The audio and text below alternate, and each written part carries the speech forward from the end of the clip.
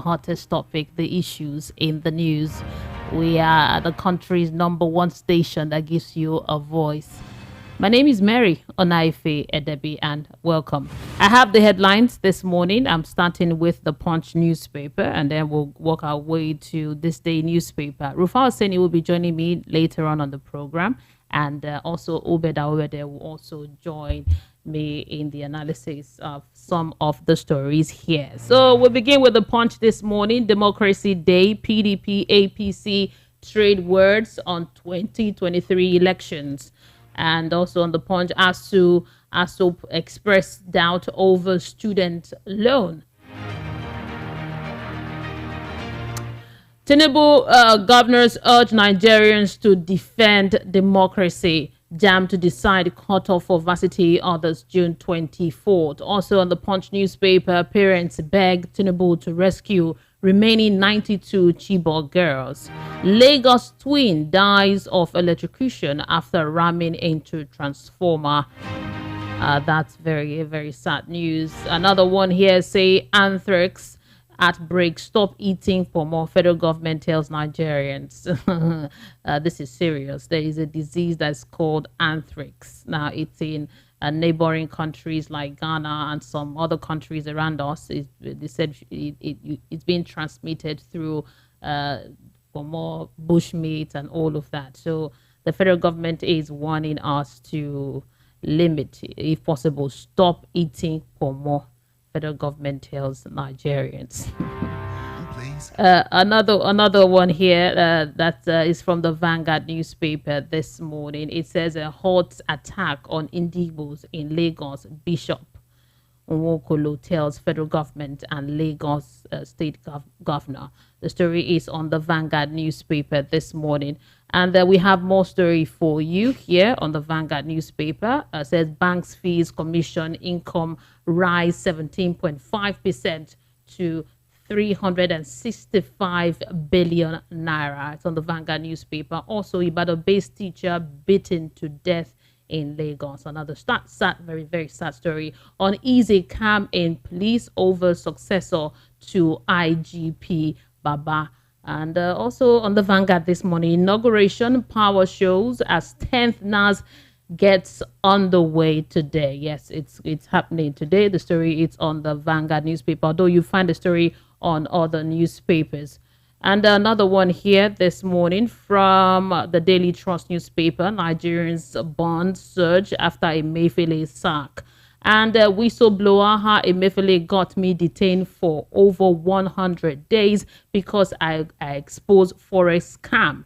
Tinubu signed student loan into law. The story is on the Daily Trust newspaper this morning. And also on the Daily Trust, APC members heading for 10th Assembly inauguration dies in auto crash.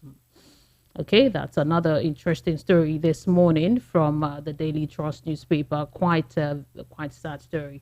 Very sad. Now, Nigerian Air, fresh controversy as documents shows Sirika lied on live TV.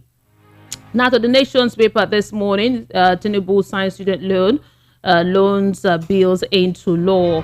Mawa secret lab threatens public health, national security. You get a story on the Nation's newspaper. Chibok schoolgirls' parents beg Tinubu to facilitate release of 92 pupils in captivity. Also on the Nation's this morning, Imo governor alerts to PDP's plan to protest in Abuja over insecurity. The full story is on the Nations this morning. Now to the Guardian newspaper this morning. 52% of Nigerian professionals considering migration survey uncovers. And about 500 billion naira lost to anchor borrowers program. Now the story is on the Guardian newspaper. Indigent students to access education loans as Tinubu signs law. Senate presidency battle day for Kalu Akpabio, Yari Abbas. The story is on the Sun newspaper. Now, still on the Sun this morning, Southern Edo Forum backs Yari Kalu ticket once against intimidation in position. And women journalists canvass women inclusion in NAS leadership. Now to this day newspapers, Senate presidency, news of Yari's imminent arrest excites Akpabio's supporters. Subsidy, we will invest resources, free up on transportation, infrastructure, education, healthcare, power supply, says Tinubu. Now, these are your headlines this morning from 7 Nigerian newspapers. We now proceed to discuss some of the issues in the news this morning. In case you're just tuning in, we are the Voice of the People, 90.3 FM. And you can follow us on all social media platforms. We are there live on Twitter. We are there at the Voice of the People 90.3 FM, VOP 93 FM, and 903 FM. And on Facebook also 903 FM, 90.3 FM. Just search for Voice of the People 90.3 FM. We're streaming live on YouTube right now, Voice of the People 90.3 FM. And we have Rufai Oseni on the line with us this morning. Good morning to you. Good morning, Mary. How are you doing today? I'm humble, I'm loyal, I'm blessed. We thank God, and I pray God bless everybody listening to us out there. Oh, great. Amen. Now, quite a number of interesting story here. We have the big story that I know by 10 o'clock today, well, if nothing happens, if all goes well, we are going to know who the next Senate president is going to be. That's on one hand. And also yesterday, the social media and a lot of people were excited as the president signed the loan bill into law. So I think we should start with the Senate presidency news. Let's start with that one as they prepare right now to vote in who's going to be the next Senate president. They said that that things are beginning to tilt towards Akpabio because Hope Uzodinma stepped in and is doing some magic there. I don't know if you can talk about that a bit. From speculations, it seems as if Yari is not gathering the support that he got at the beginning of our conversation. Mary, with my experience in things like this, I like to wait for after the result is announced before we can make speculations because it depends on who you are listening to. If I'm to call somebody from the Yari camp so I see how things are going, they will tell you that, oh, it is marvelous. You know, it is great what is happening. We are talking to people, they are reaching out and all of that. So, but now, people in the Akpabio camp too are pushing as hard as anything, all right? So let's see how it goes. Like I normally say, I used to have a cliche for today by saying it's one of the longest days in media for us because I remember being on the television for like 6 hours 2019 when we had this same process on Arise TV. Goodness me, it was crazy. It was very long, and they have to do the votes, and they have to do the nomination, and they have to go through the process. But the better man will win. All the arguments have been put in. Yari has been saying why he should be there. Akpabio has been saying why he should be there. On Yari's neck, some people are arguing that hey, Yari is not a ranking senator yet. Yari is saying, okay, it said that the Senate should elect their leader. On Akpabio's side, people are bringing the case of NDPC. Some people are saying, yes, it disrespected for other senators and all of that. So I think all the arguments have been put forward. And I think the senators, those that have doled out cash, have doled out cash. The money is everywhere. And I think, and on both sides, it's not only any side, on both sides. Yes. Let's see how this pans out. But we all know the candidate the APC wants, which is Akpabio, to be able to bring about balancing. And when I hear the APC talk about religious balance, like I remember a word called hypocrisy. Because this was the same party that said religious balance did not matter when they provided a Muslim presidential ticket. But now all of a sudden we are hearing narrative like, oh, Christian senators should stand for a Christian Senate president. So now they know that religious balance matters. Anyway, if you believe politicians and what they say, then you are the fool in all of this. Because really, politicians will always say what suits them per time and not what suits you. And that's why I always speak up for the people. So now they're talking about religious balancing and all of that. So let's see how it pans out. And only time will tell. But I know before the end of today we'll know who's going to be the Senate president. And most importantly, the Senate president should help shape agenda with very veritable bills, that'll help the country. Like a bill like the student loans bill a lot of people are talking about. The bill had been on for a while. So even before the campaign of President Bola Tinubu started, the bill has been on. Works had on the bill. If you see the iteration of the bill, it dates back to 2019. And Femi Bajabiamila had been working on the bill for a while because some people want to quickly say, oh, it's a campaign promise. It's finally claimed they will provide student Yes, loans. yes, But yes. the bill had been on for a while. Go and look at the iteration of the bill in the circulation, the old iteration. It shows that that bill had been worked on since 2019. The President Tinubu signed it, yes, but the bill had been on. So it's not like a new initiative of this administration. So it's quite hazy to claim that as a campaign promise kept. But let us now drill down the bill. This is not the first time we had anything like this. In fact, in 1970-71, we had a student loan decree 25 signed into law that talked about a student loan board that would issue out student loan and help students, to be able to get loans and all of that, with the penalties clearly stated. In fact, the day that decree was signed, there were two decrees signed into law there. Decree 25 and Decree 26. Decree 26 was to commission an organization that was going to organize the 1973 All-African Games. So those were the two decrees signed into law, that is Decree 25 and Decree 26. So that has been up for a while. But the question we should ask is, why didn't that work? And what is different? So, and it's not about passing the laws in this country. It's about what is the implementation of the law. Take, for instance, President Buhari signed into a law, into B, for for upholding the rights of people living with disability and all of that, which is a good law, which is a good bill. But the truth is, how easy has it been implemented? No, it's not been implemented. In fact, there's another law I hear that has been pushed in as regards 10% employment quota for people living with disability. How well have those laws been implemented? So that's the big talking point here. The law has finally been signed, student loan bill and all of that. They say most of the money will be taken, from accruals here and there. The law also makes provision for setting up an education bank that takes 1% of different quotas of governmental revenue and all of that, to be able to set up the education bank. How is it going to be run? All right? How is it going to be run? What is the transparency and accountability? Because you see, the Nigeria factor always plays a big difference. Even, I remember when they set up the People's Bank then, even with the best intentions, the likes of Taishola and Rehad, I remember how that plan was flawed, with Taishola and Rehad and Maria Shokenu there. So that's always the case in Nigeria, the implementation, which is always the case. And what was the other story you wanted me to talk about? No, Another argument about that, ASU has kicked against it. In fact, when the bill was on, ASU has kicked against it. ASU's argument is, why don't you use that, to be able to improve the education sector? Why are you abdicating your responsibility in the education sector and giving and saying student loan is the silver bullet? That no, that it is for government to do what they ought to do in the educational sector and all of that. But predominantly the problem with Nigeria is this.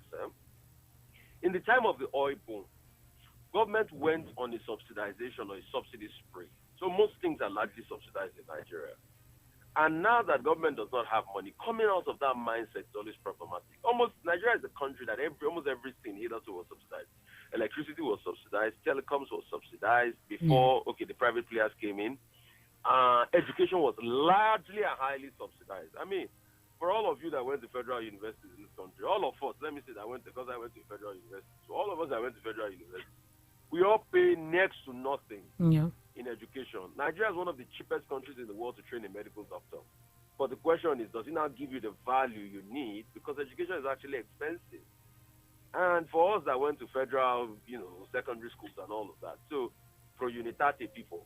So when you look at it, shifting away from that mindset where things were mostly largely subsidized to a time where there's no longer government largesse and all of that, that the government doesn't have money, has become difficult. So it's as regards the balancing act. And it's also coupled with the fact that politicians are massively corrupt. And they use the system for their own state benefit. I mean, even all the system of okay, look at what the Senator Bokachua was saying about his wife. That his wife helped his colleagues. And you all know the position the wife held in the judiciary. Before the Senate President, Ahmed Lama, was saying, no, it's enough, it's enough, it's enough. So that has always been the system in Nigeria. But I think we can also change. But we have to gradually ease people off. the system. And that's You why know, when you see the conversation about subsidy removal and all of that, that's always the case. But you also ease people off by, setting up structures that will help them buffer the effects. in the news this morning on the Guardian newspaper, it talked about the 500 billion naira lost to anchor borrowers program. So there's been a lot of calls from quarters that hope this student So, loan and all of so, this so those are my fears. Look at Angos Borrowers program. See the way it five was five mismanaged. hundred billion naira Yeah, see the lost way it to was the mismanaged. And we kept on saying that in that time about the Angos Borrowers program. Everybody said, "Oh, Rufai, you are evil. You don't want the piece of farmers and everything." But we know what happened to that money. They took that money. Everybody did round tripping. The banks involved did their own shit. And again, everybody ate from that money. And those loans, the sad reality is it might be very difficult to ever collect them back if we ever collect them back. And that money is just gone. So we must also look at the cost-benefit ratio as it is with the organization of things. So it's not just about signing the bill, but it's about also implementing the bill. now And okay. another story I want to talk about real quickly. Okay. Please, Mary, you see, what we've been saying about planning has started coming to pass.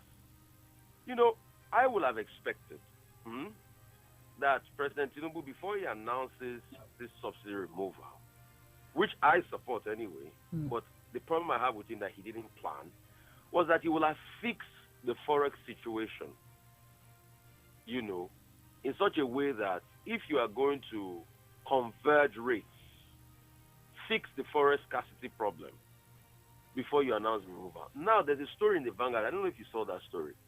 That is saying now that, yes, the oil marketers that have oil in stock, their stock will soon finish. The money to go and now buy new stock is becoming a problem. Because where are they going to get The forex. the forex? Yes. And they are going to have to do their deals at their own independent rate. No longer the fact that And if they buy it at the black market rate, you know what that would do to the price of the and you know what product. that does. So it's not that the NMPC does the deal from them any longer. They go to pick up from the NMPC. Now they have to do the deals themselves and bring it forex. So where are they going to find the forex? So that's why we're saying that it was lack of time. Because if you are given this time, sorted out your forex convergence problem, and I think this Wale Edun was saying this, was granted Bloomberg an interview where he was saying that there's going to be a convergence as regards rates. It's imminent that it has to be done because even with the CBN governor suspension, there was the naira lost to the dollar, and because of that, our foreign debt increased. So there has to be some stability in the market, as regards that. So it was talking about convergence. So I thought you would have settled the problem of convergence, giving yourself a couple of months and leeway to settle all the 15 structural problems, then pull out subsidy. So those are the problems from lack of planning is now emerging now. Now, let's see what's going to happen. We hope the president will step in quickly. And the plans that he had before now, before you move the subsidy, I hope he steps in so that next month we don't have to buy fuel at a higher price. We just hope that the marketers will get the forex that they need at the official rate. Now, before I let you go, I wanted to talk about... They won't get that official rate. Let's not deceive ourselves. If they don't get it, you know what that means now. Okay. You know. You know what they now say online. You know what Gen Z's now say. They say they play. They play. Oh, they play. They play.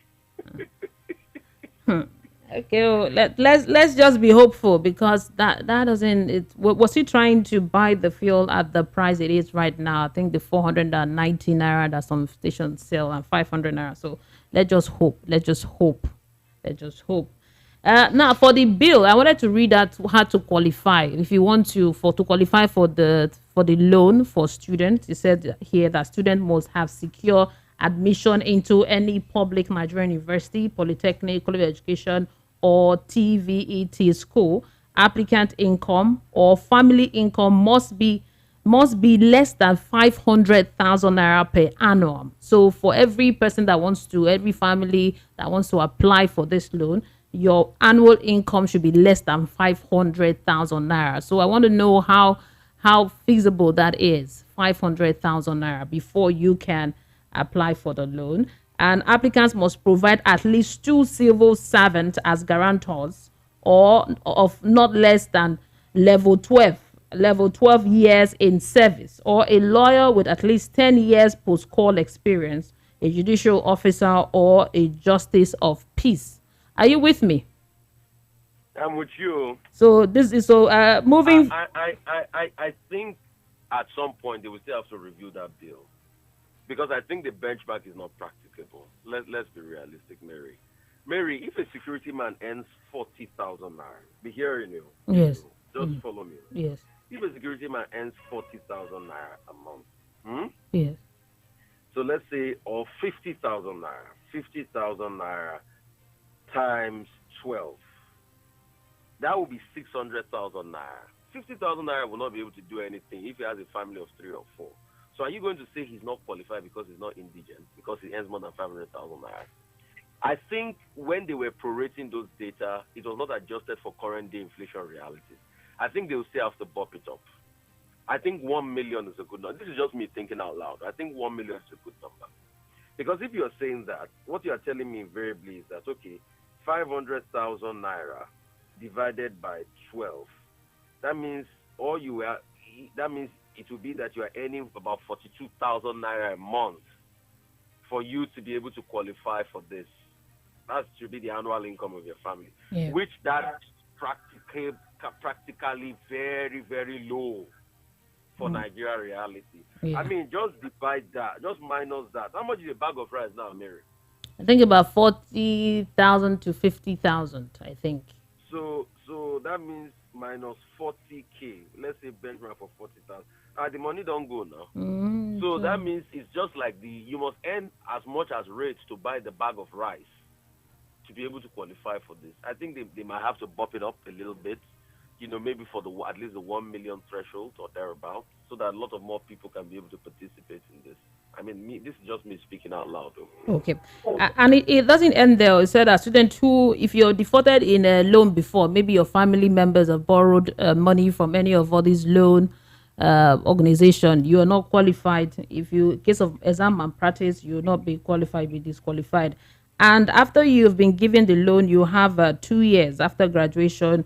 You have 2 years to pay off the loan. It said on the repayment, the act states that any beneficiary of the loan to which this act refers shall commence repayment 2 years after completion of National Youth Service Corps program. Repayment shall be by direct deduction of 10% of the beneficiary salary at source by the employer. So 2 years, God help you, you get a job. Uh, 2 years, God help me, you get a job. You see, there are a lot of things that are not practicable. So these are the kind of the structures. I think that bill will still go through more iteration. What they should also do is to verify the credit score of the individual using something called credit scheme and credit bureau. So for you to be able to ascertain what is the credit history of the person, it can be done using credit bureau. I think they should also put that role in there. And 2 years after, in a country where you have largely numbers of unemployment, it is close to about over 30% unemployment rates in Nigeria. So how are the new companies going to spring up that are going to employ the people? And the economy is largely informal. So must it be that it must be from the employer? So what if they don't get a job afterwards? What I also think, they should do, is to also tie it around how they can think through the informal sector. How about people that are self-employed? No, So how no. If you're self-employed, I think within 60 days, you should submit all your business registration document and all of that, and then okay, you start payment 10% of the total profit monthly. That's what okay, you pay if you own your okay, own business. I think after 60 days, you should okay, start. And most business okay. don't break even after 60 days. That's also the other problem. Most business declare losses. Most business declare losses. So those are the things we should look at. So these are the cases of implementation we are talking about. So take for instance, how do we even effectively verify the credit history of people like that? Because trust me, if it's that one that they say loan, if you have defaulted a loan, most Nigerians will not qualify you. You need to go and see what is happening on those loan apps. Yes. Most Nigerians will not qualify.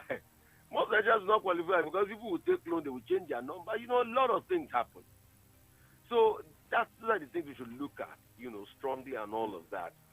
And, I think going forward, the first time, the major time, government did this that was really impactful, and let's learn from history, is what was called the GI Bill in America for the soldiers that fought during the war, and they gave them subventions to be able to go to school. Prior to this time, it was very difficult in the 40s for people to go to school in America. America didn't have many university graduates.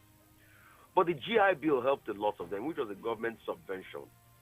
So can we also do sort of like a bursary scheme, to also support them? Because with the anticipation of payback might be very problematic. And that GI Bill was like a bursary scheme. And a lot of people, there were many American presidents that came out of the GI Bill that were former veterans, and they used it to go to school. Mm-hmm. And even with a system as defined as America, do you know how student loans kill people? Do you know Barack Obama just finished paying his student loans a couple of years before he became president? In fact, there was a big video that circulated when a billionaire paid off student loan, and they were so happy about it. Now, Biden is even trying to pay off most of those loans. So those things still now become the liability of the government. So that's why we can also think it through. Do we want to have also a scheme in that thing called the bursary? So I'm just thinking, through the general norms and the problems around this, and I'm just iterating ideas, as we flow along with this. Very. I think we're going to have other discussions concerning this bill and look at it critically, how you're going to pay and all of that. But I think we need to go for a commercial break, and when we come back, the conversation continues. Thank you so much, Rufai Oseni, for being part of the program this morning. And enjoy the rest of your day. Yeah. We'll go for a quick commercial break, and when we return, Obed, however, there will be on the line, and then we'll get to talk about the 10th Assembly. The award-winning pizza in the US is now here in Nigeria. Ladies and gentlemen, I present to you Romeo, the pizza champions, and cold berry ice cream, delights in every scoop. Visit any of our outlets and feel the rich taste from the pizza champions and cold berry ice cream at 11 Road by First Avenue, Festac Town, 28 at Denira Ogunsanya Street, Surulere, 13 Admiralty Way, Lekki Phase 1. Romeo's Pizza and cold berry ice cream. Romeo, the pizza champions.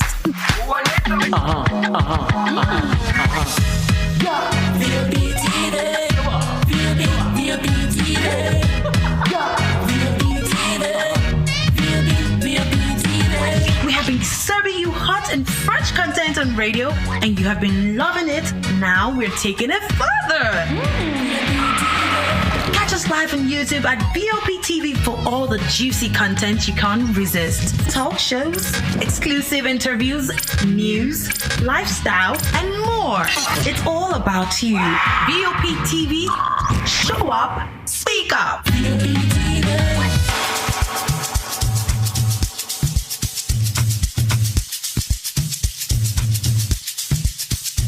Are you aware that Iruka Online Limited installed and designed a 100,000 capacity church building? Oh yeah, we are the sole distributors of global leading brands all over the world, such as Wafday Line Array, speakers and digital amplifiers, Preseno's digital mixers and studio equipment, Coswell workstations and keyboards, Fender guitars, Mapex drums, Ashdown bass combos, just to mention but a few. We offer flexible payment plan handled by our financial department with 24/7 customer care support system. You can visit our website on www.iruka.com to avoid buying fake products. You can also visit our showroom at number 36 Lagos International Airport Road beside Golden Tulip Hotel. Iruka, never settle for less. You're listening to the Voice of the People 90.3 FM. The program is the Front Page Review. I have with me this morning Obed Awede. Good morning to you. Good morning. Yeah, thanks. Thank you for joining us this morning. Now, the inauguration power show as 10th NAS gets underway today. So, today is the day, except the unexpected happened. The National Assembly is ready for battle royale as the 10th Assembly inaugurated today. Now, let's talk about the promulgation of the 10th Assembly. I would like to hear your take on it. Well, the president will proclaim the assembly today, and afterward there will be election of officers. I think over the past few days and weeks, we've seen that the APC has actually sharpened everything regarding, officers to be elected. Of course, Fabio is in pole position. I think 2 days ago, yesterday night, we learned that he has already. He has already, gotten the sanction of the. He has already gotten the sanction of the, APC or all the contestants. Akalu and Atlanta is stepping down for him and other things. So I think that all of them have already. So I believe that probably we get it. I also expect that this in Abbas Kalu will also get his nomination. So I think everything is working for them at this stage. I don't think they have any problem at all. So from all indications, it looks like everything is working for the APC. That's the Akpabio. Okay, great. I know by 10 a.m. today we'll get to know who is going to be the next Senate president. Okay. No, I wanted to talk about Oji Uzo Kalu. You remember when he was giving his speech at, I think on Saturday, he even shed tears talking about how he was betrayed. He was really hoping to, even during the campaign of President Tinubu, you saw how active he was, and now he's stepping down. I believe that on the Kalu case, Kalu really doesn't have anything to say on that, because he didn't really work for Tinubu in the first place. Kalu was campaigning for Lawan to be Senate, to be president, and hoping that he will, piggyback him and become vice president. So, when Lawan was the anointed candidate of the cabal, and they wanted to bring him in just at the last minute, he was in the forefront. And unfortunately, it was when he lost that he suddenly became a Tinubu campaigner. He's a classmate of the governor's class of 1993, of 1999 with Tinubu.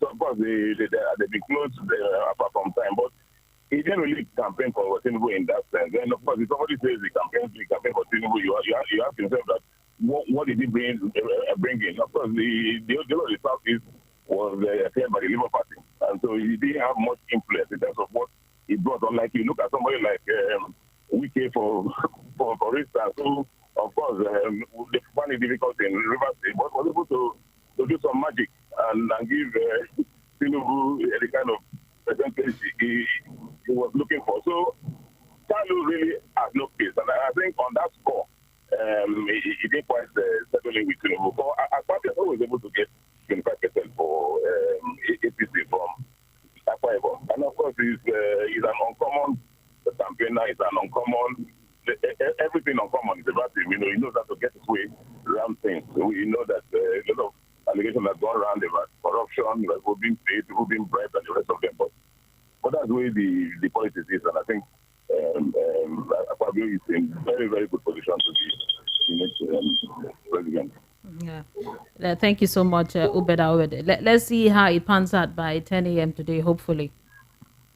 Yes, definitely. Do enjoy the rest of your day. Hope to talk to you again tomorrow. We've been speaking with Ubeda Owede. He's the chairman, editorial board, Politics Now newspaper. The phone lines are open for you to join the conversation. The numbers to call is 0700 903 903 903 is the number to call in and join the conversation, or you could send in a WhatsApp message 0700 903 903 9. Hello, good morning. Hello, good morning to you. Okay. Hello, good morning, Mary. Good morning to you, Mr. Aiken. Turn down the volume on your radio set. I've done that. Good morning once again. Good morning, welcome. Yeah, my take this morning is about the National Assembly. which you are going to see the 10th president of the Senate. And I want to believe that every Nigerian is looking up to that. And I believe that what they should do is for them to put the right man in there if they want the country to move forward. Not like the Ninth Assembly, that whatever the ex-president brought to them, they will just pass it without no argument, without not anything. I want them to be formidable this time around so that they can also checkmate the executive. It is also good. And for the student loan they are talking about, if the government wants to help the students, there are better ways to do that than the loan. That is to me. Yeah. Because I believe that more Nigerians are interested of going to school to uplift their lives and to make things work. Mary, good morning. Yeah, good morning, Mr. Aiken. Thank you so much for your contribution. 0700 903 903 903 is the number to call in and join the conversation. Hello, good morning. I'm Ambassador Mojba. How are you doing, my sister? I'm doing great this morning. Welcome to the program. That's good. According to all the management staff of Voice of the People, 90.3, for giving this opportunity. Thank you.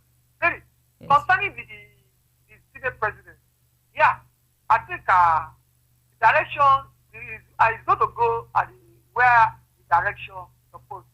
I know every plan has been put in place. All I want is that the National Assembly is up to the task by giving us good legislation. Give Nigerians hope that bill the pass, not to go there at the retired place. They don't put everything in place because we depend on the senators and the House of Reps to give us good bills to carry all Nigeria, all their constituency. They should represent them fine. Just let's say it goes 10 a.m. We listen. I know most of the people give us the update. Concerning the loan, yes, I love one part of it. 2 years, which means the federal government must provide jobs. Yes, they must provide jobs for these people. They want to recover their loan. Yeah, fantastic. Yes, 2 years is okay. Even 1 year, you must provide a job. Because if you see are not working, how do you expect them to pay the loan back? So it's in between. Either you provide a job, so you can remove your 10%, see your loan complete. Fantastic. Sure, Samina. Let them give, as they're passing out, after the service, let that be job for them. So they can recover their loan. If they say to price job, how do you recover the money? There's no way. So I don't know, we will not love that. That's the thing, Mary. So that's thank you, man. Yeah, thank you so much, Ambassador, for your contribution this morning. Hello, good morning. Oh, the call just dropped. 0700 903 903 903. What's your take this morning? Let's hear from you. 0700 903 903 903 is the number.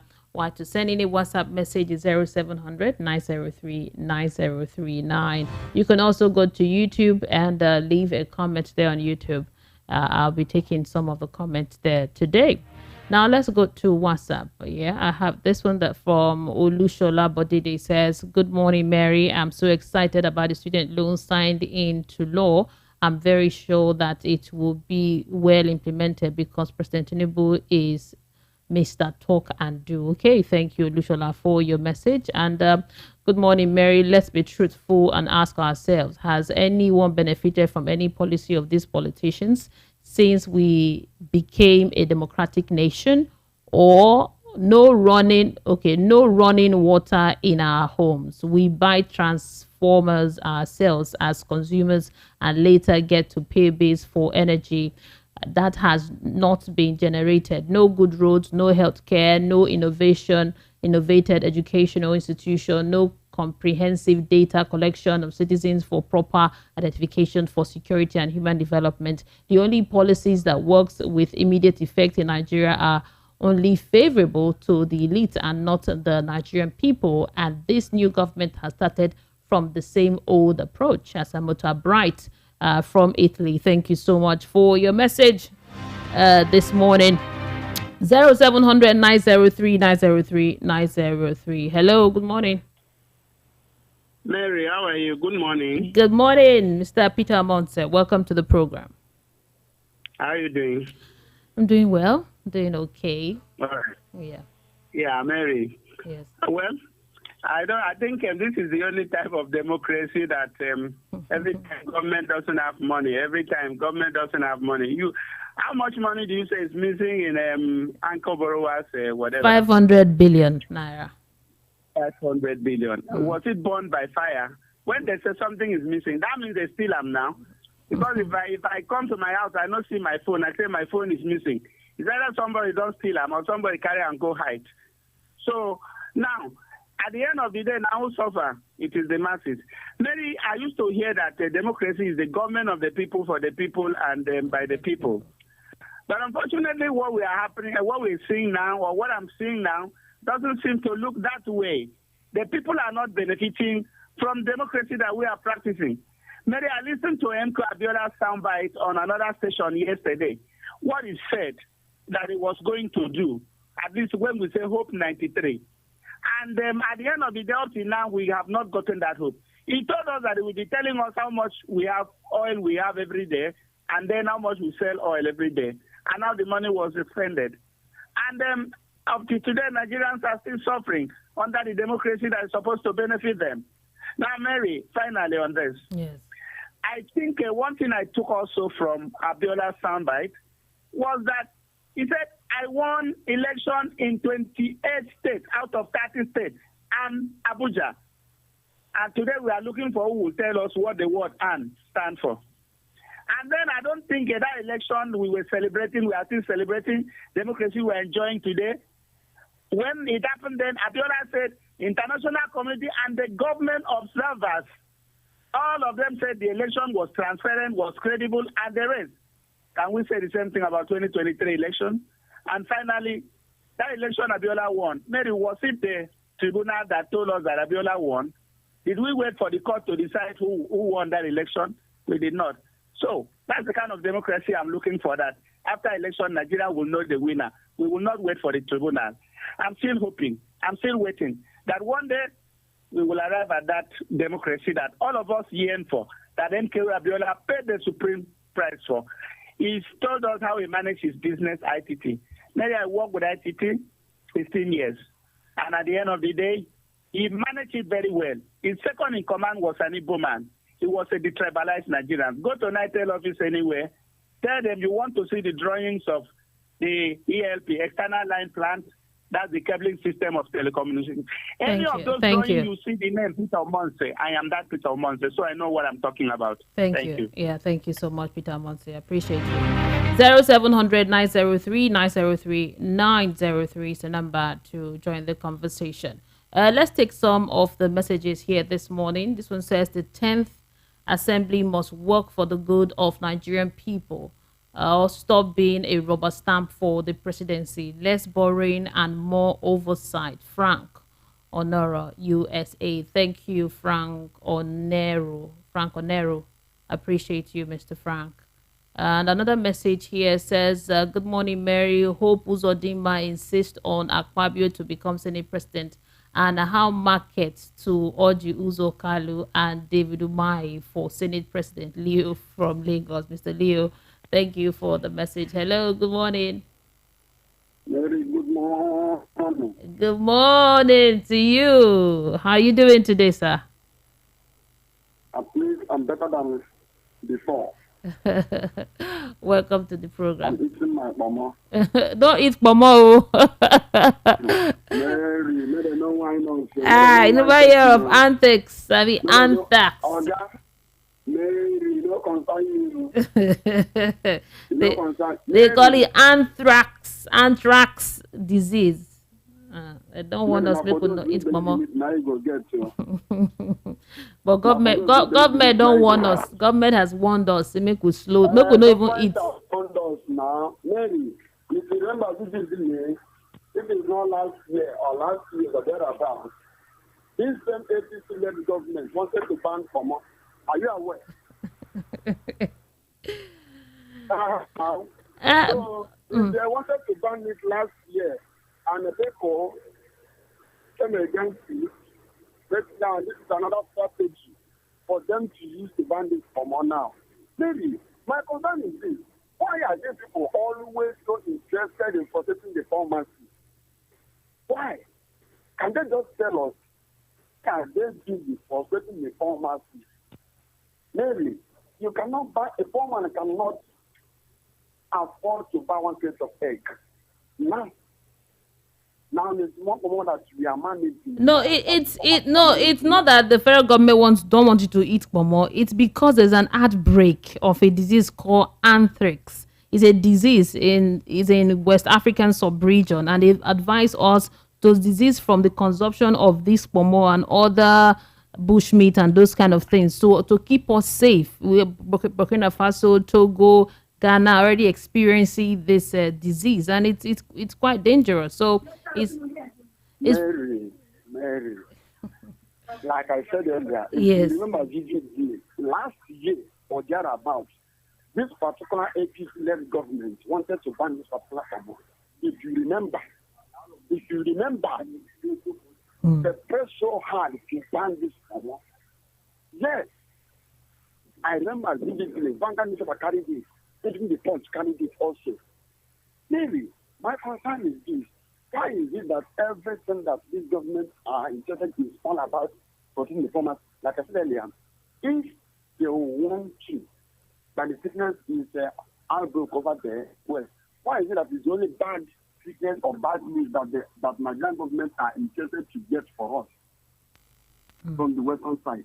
Thank you. They inherit the good news from there and bring to us. Thank you so much. I didn't even get your name. What's your name and your location? Oh, my name is Mazi Wemeka.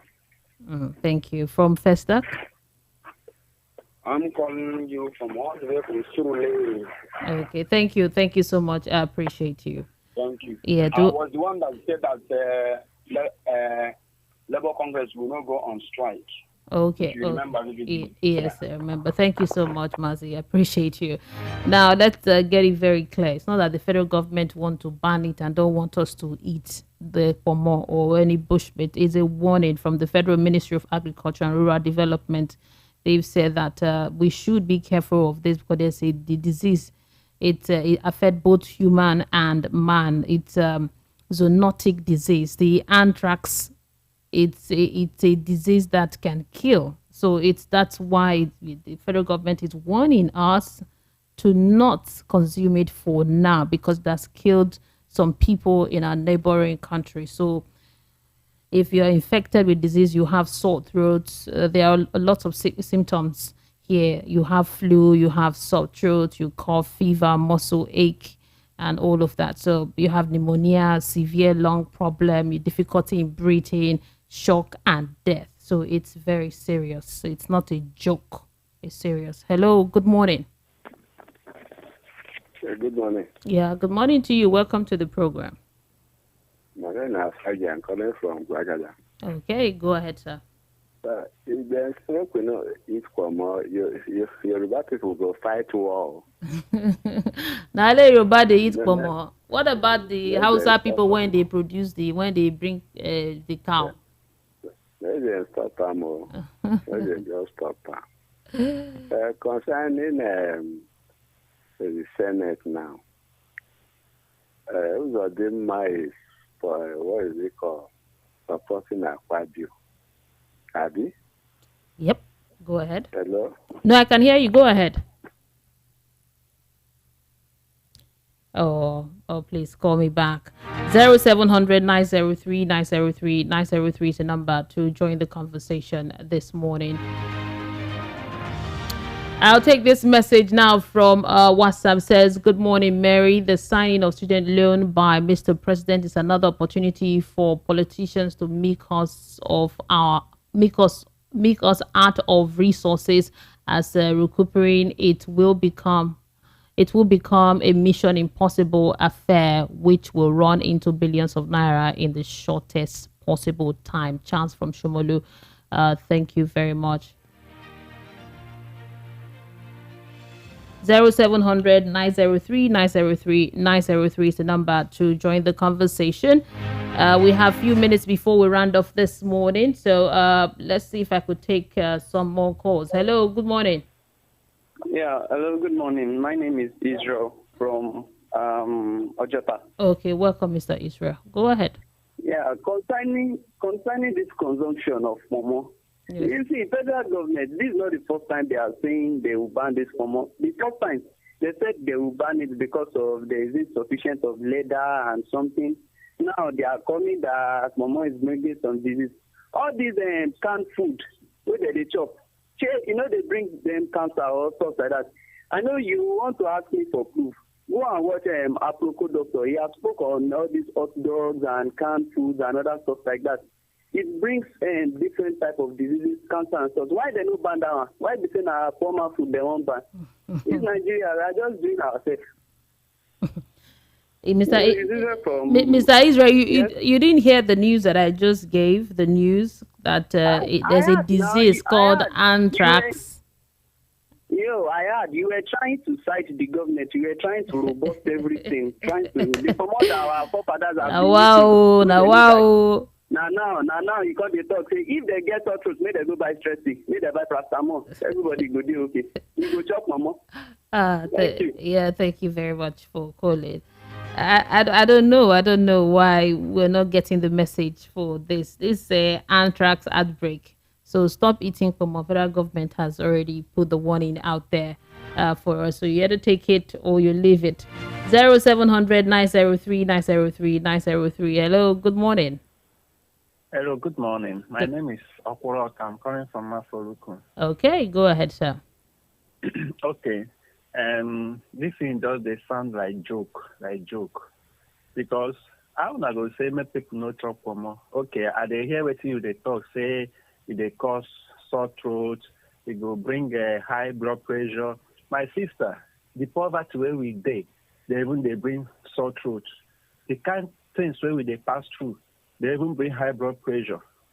So the pomo says sometimes they calm them down. Because according to the last person we talk, he say the last time because say too much of eating pomo, they no fit produce some things. They are just looking for strategies where they will just stop this pomo eating. Okay, they close borders. That nothing will come from border outside. Now, how is the sickness coming from outside? Can the rat now cross border when rats cannot cross? Can the rat now cross border? Or all those animals they say they have the disease? I beg you, Muna leave us with our pomo. If he kill us, not the only pomo they kill now. Poverty where they kill, even the past the one where pomo go kill. So that is my own contribution. Thank you, ma.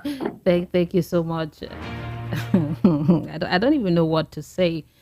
Now, the general public is strongly advised to desist from the consumption of this pomo, smoked meat, bush meat, as they pose serious risk until the situation is brought under control. I have a question for you. What do you think the federal government will gain for banning pomo, for telling you not to eat pomo? Nothing. It's looking after you. That's why it's bringing the news to you so that you be careful, because this disease is killing people in Ghana, Burkina Faso, Togo. So it's bringing the news to you so that you be careful in the consumption of all of this bushmeat, pomo, and all the smoked meat and all of that. So I think you should heed the warning of the federal government. I don't think they want to say with winch hunt trying to tell you not to eat pomo. I don't know why you see it that way. Hello, good morning.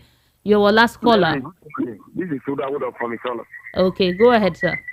Yeah, because of the pomo issue and talk, if they say COVID-19, we shake people that time. You know, if I take us, I mean, big men. Thank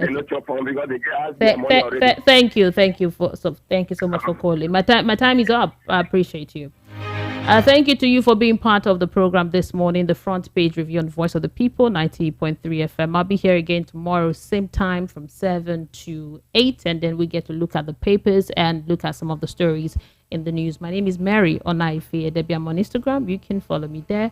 I'm there at Mary Media, Merry Media. And remember, the federal government has said we should stop eating pomo. I think you should take it seriously. It's a serious issue.